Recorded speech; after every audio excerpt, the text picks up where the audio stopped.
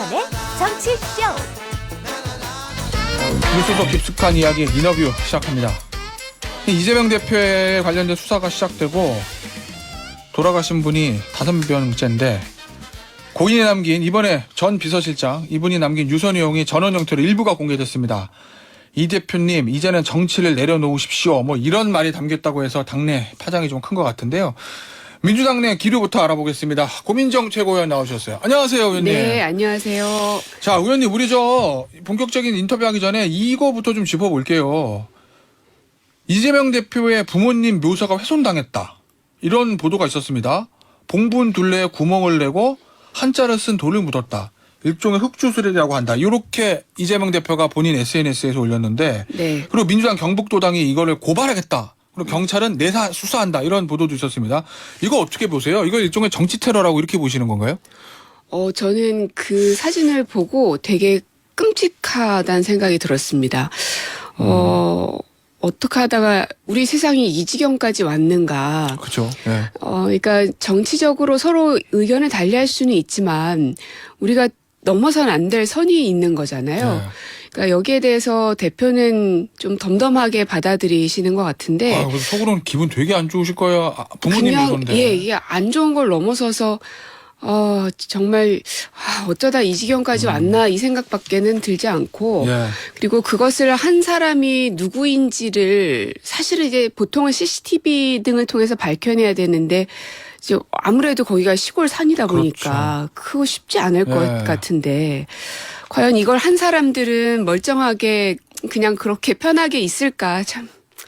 예, 좀 답답하네요. 맞습니다. 그렇게 해서 도대체 뭘 얻으려고 그러는 건지 무엇을 위해서 그렇게 하니까지 저는 사실 그런 게 궁금하더라고요. 도대체 뭘 위해서 그렇게 하면 본인한테 뭐가 좋지? 그러니까요.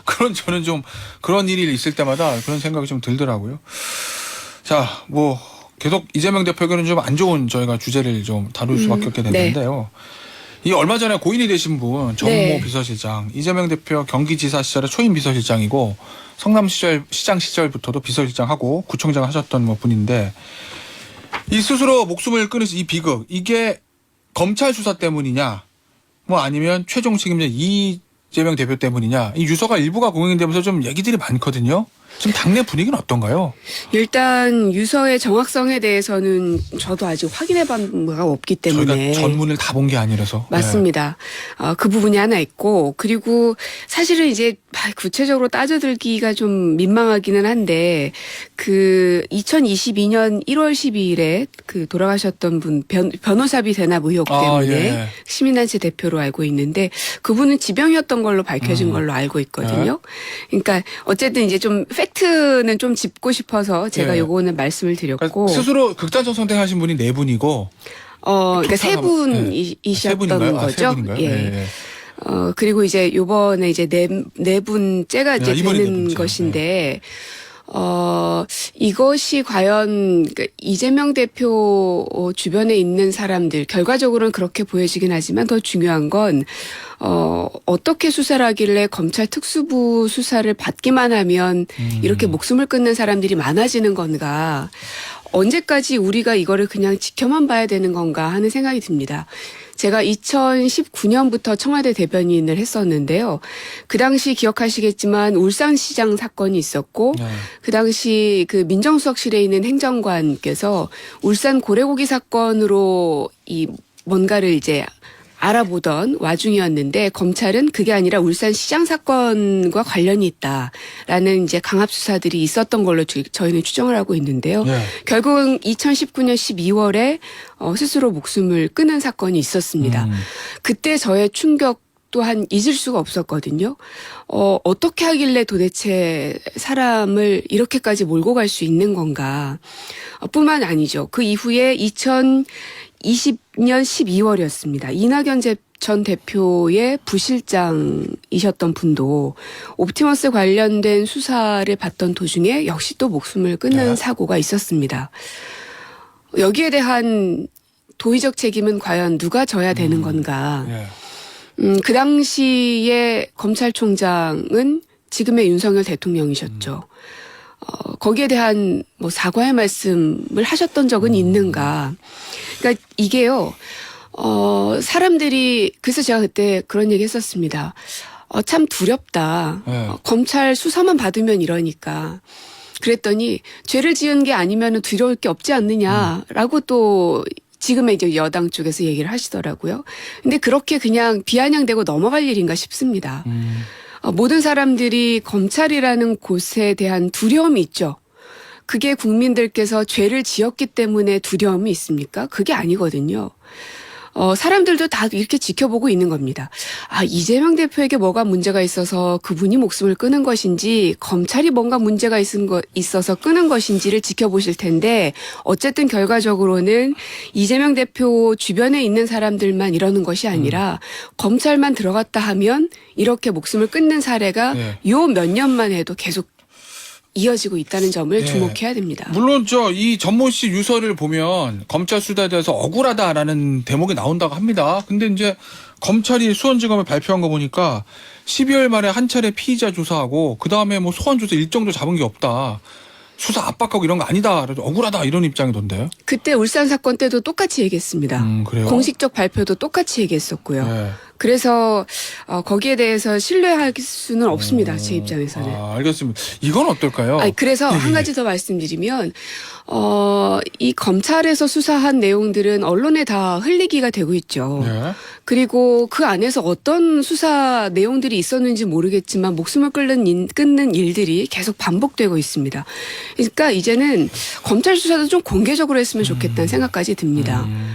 아니 비공개로 해서 하면 뭐합니까? 다 선택적으로 흘리기가 네. 계속 이어지고 있고 그리고 이유를 알 수 없게 사람들이 자기의 생명을 끊는 일이 네. 반복되고 있어서 이 검찰 특수부는 어떤 식으로든 책임을 지는 모습이 좀 있어야 되는 거 아닌가 싶습니다. 이 얘기는 어때요? 그러니까 야당 쪽에서 그리고 이제 비명계 의원들 죄송합니다. 여당 국민의힘과 민주당 내 비명계 의원들 중심으로 나오는 얘기인데 어쨌든 이재명 대표 수사와 관련된 분들이 자꾸 돌아가시고 또 스스로 목숨을 끊는 분들이 자꾸 늘어나게 되면 그게 이재명 대표의 법적 책임 이런 걸 다 떠나서 대표로서 도의적으로 정치적으로 좀 어떤 메시지를 내놔야 되는 거 아니냐. 네. 근데 왜 이 죽음이 검찰 탓이지 이재명 탓입니까? 이런 얘기만 하느냐라는 좀 비판들이 있는 것 같던데요. 그 도의적 책임에 대한 메시지는 저는 내신 걸로 보여지고요. 네.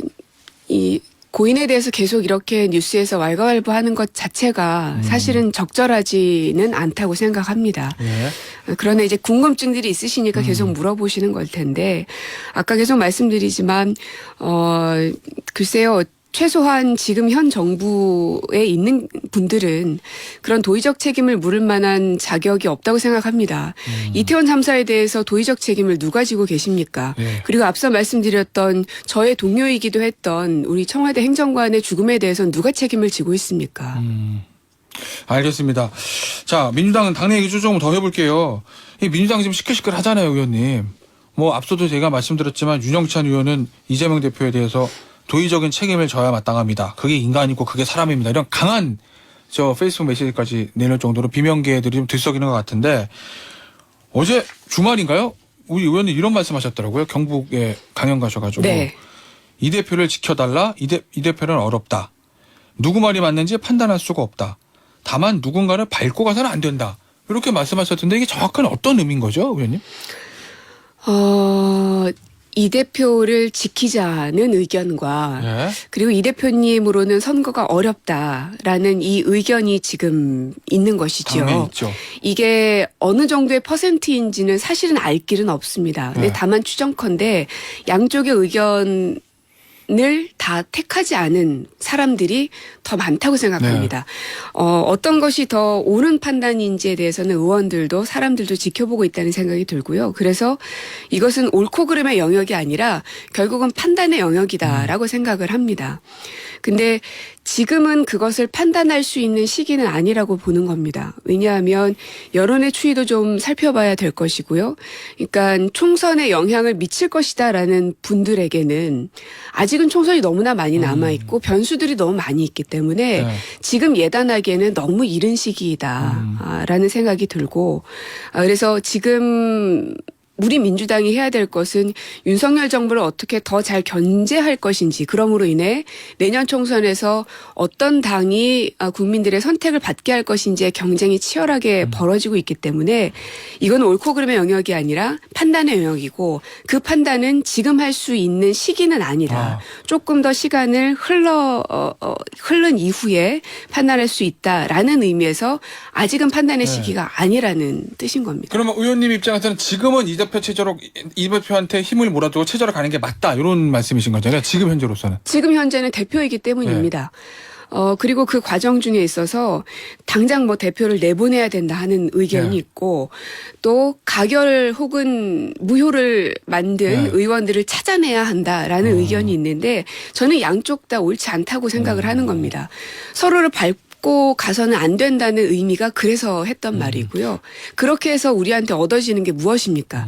만약에 그렇게 해서 우리 당이 더 나아질 수 있다면, 그리고 국민들로부터 더 인정받을 수 있다면 정말 살을 도려내는 마음으로 해야 될 테지만, 저는 지는 싸움이라는 생각밖에 안 듭니다. 그 앞서 말씀하실 때 어느 순간 가면 판단을 해야 될 시기가 올 수도 있다는 취지의 말씀을 주셨는데, 어떤 순간이 오면 자 그럼 이재명 대표를 계속 밀어줄 건지, 아니면 소위 말하는 비대위 체제를 갈 건지, 어떤 순간이 와야 그 판단을 하게 될까요? 예를 들면 뭐 저는 이제 그 시기를 말씀드린 시기가, 겁니다. 어떤 이벤트가 그 있을 시기는 때. 이벤트라기보다는 올 못해도 한 여름 좀 지나서, 여름 지나서 한 가을 초쯤, 늦여름 초가을 그 정도 되면 이제 총선을 몇 달 앞으로 남겨두고 있기 때문에 저희 당도 무엇이든지 간에 총선 전략을 무엇으로 짜야 할 것인지에 대한 판단을 할 수밖에 없을 거라는 겁니다. 그런 의미에서의 그 시기를 보자는 겁니다.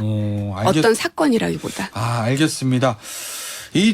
아무래도 문제는 총선이잖아요. 내년 그렇죠. 총선 공천 때 뭐 흉흉한 뭐 비명계 의원들이 뭐 어떻게 될 수 있네, 뭐 친명계 원외 후보들이 비명계 의원 지역구에 사무실을 냈네, 뭐 그런 얘기도 막 있던데, 그런데 총선 공천 TF를 짰어요, 민주당에서. 보니까 대부분이 비명계로 안배됐다는 보도가 있던데요. 이렇게 되면은 현 친명 지도부에서 비명계 달래기, 봉합 뭐 이렇게 가는 건가요?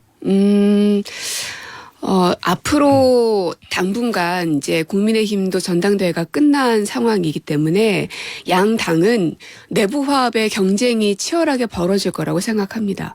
어떤 당이 먼저 그리고 더 강하게 내부 화합을 이뤄내느냐에 따라서 내년 총선의 성공 여부는 달려 있다고 생각을 하고요.